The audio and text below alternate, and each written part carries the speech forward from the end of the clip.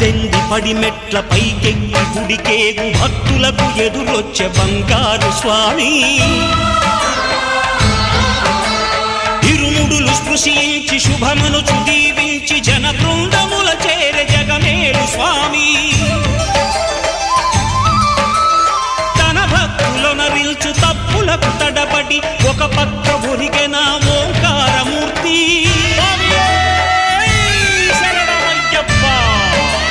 స్వాములందరూ తనకు సాయము కాగా ధీమంతుడై లేచే ఆ కన్య స్వామి పట్టబంధము వీడి భక్తతతికై పరుగు పరుగున వచ్చే భూమిపైకి నరుడై